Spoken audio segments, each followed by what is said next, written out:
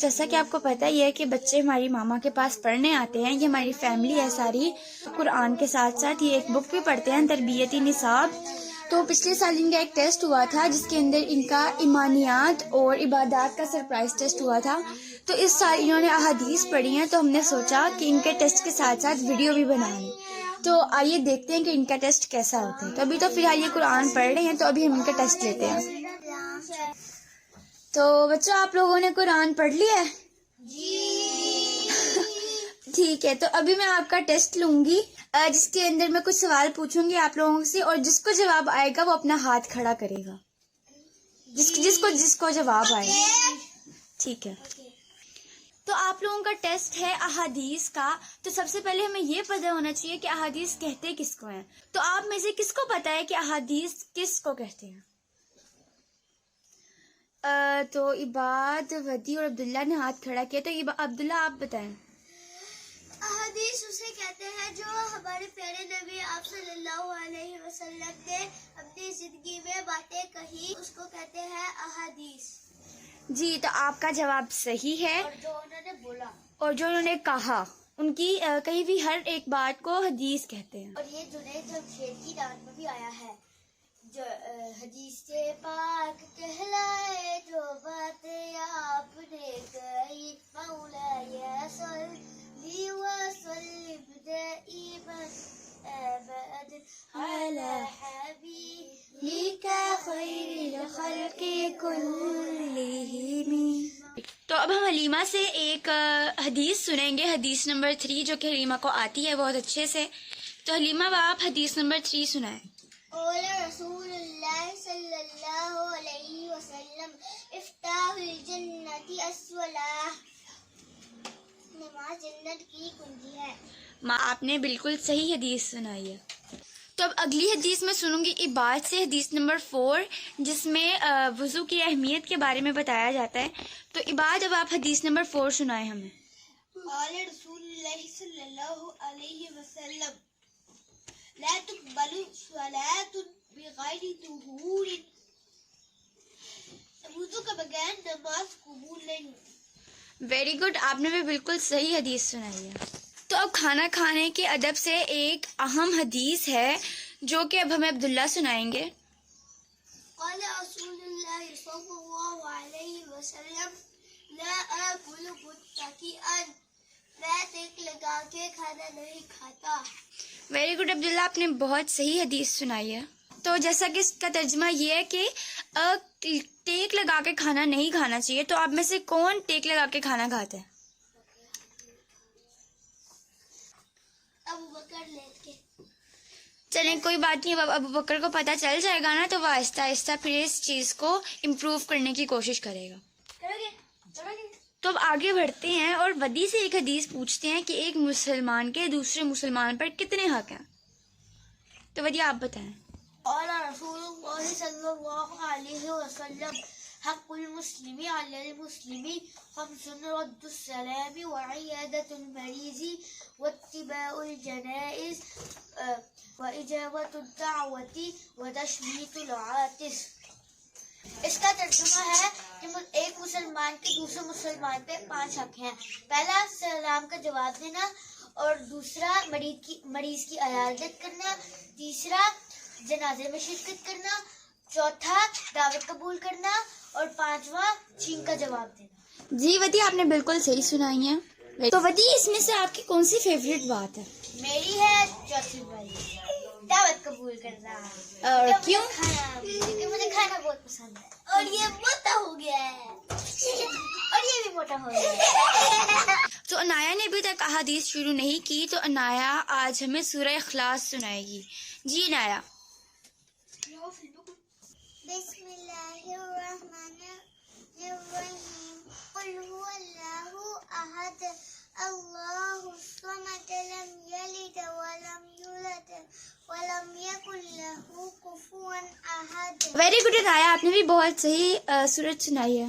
سارے غور سے سنیں۔ اب ابو بکر ہمیں سنائے گا کھانا کھانے کی دعا۔ ابو بکر سنائیں۔ بسم اللہ وعلی برکات اللہ۔ ویری گڈ، آپ نے بہت صحیح دعا سنائی ہے۔ تو آپ سب میں سے کون کھانا کھانے سے پہلے یہ دعا پڑھتا ہے؟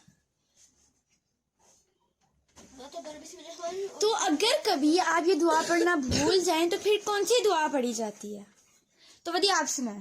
آپ ایک نوالا لیں کھانے کا اور آپ بسم اللہ اولہ و آخرہ پڑھیں تو آپ کی بسم اللہ وعلی برکت اللہ کی کثرت پوری ہو جاتی ہے.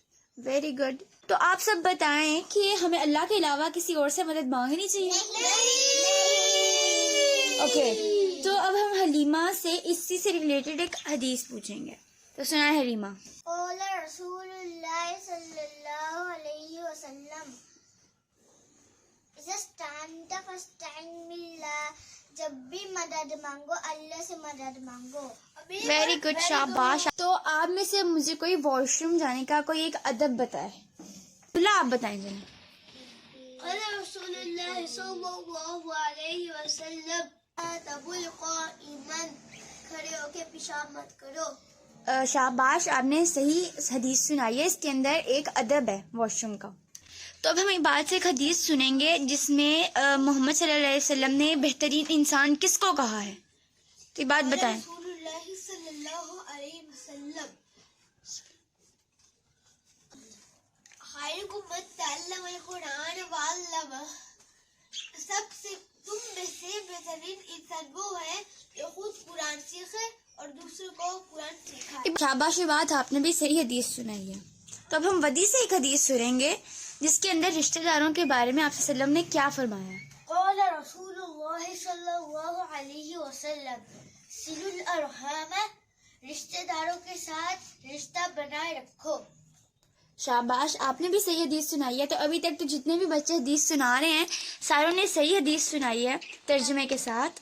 تو اب ایک کوشچن ہے کہ سلام کے بارے میں کیا کرنا چاہیے، ہمیں سلام کرنا چاہیے نہیں کرنا چاہیے. تو ایک حدیث ہے اس سے ریلیٹڈ جو کہ ہمیں عبداللہ سنائیں گے. تو عبداللہ سنائیں. قال رسول اللہ صلی اللہ علیہ وسلم افشوا السلام، سلام کو عام کرو.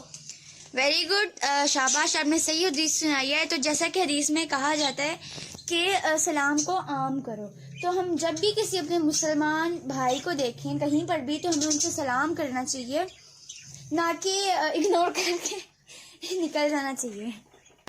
مسلمان آپس میں کیا ہیں، یعنی کہ ایک حدیث ہے اسی سے ریلیٹڈ. تو وہ ہمیں بات سنائیں.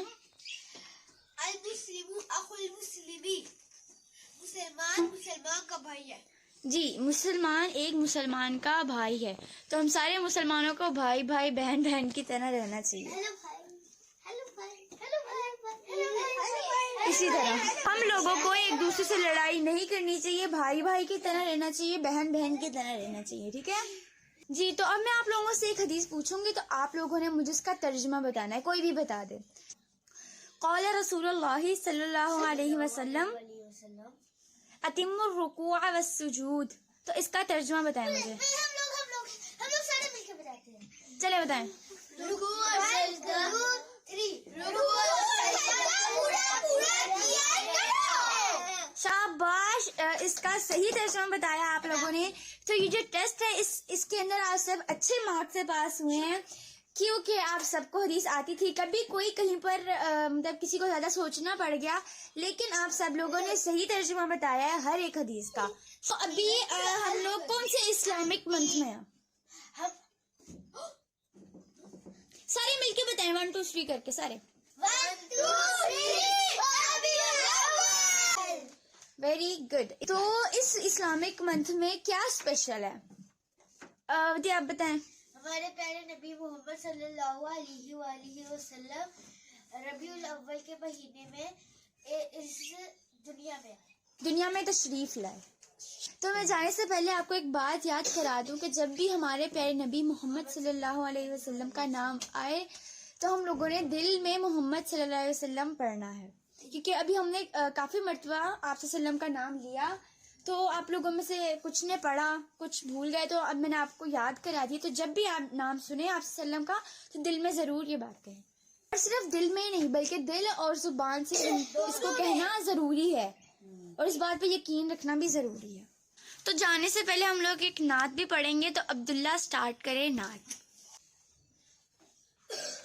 محمد مصطفیٰ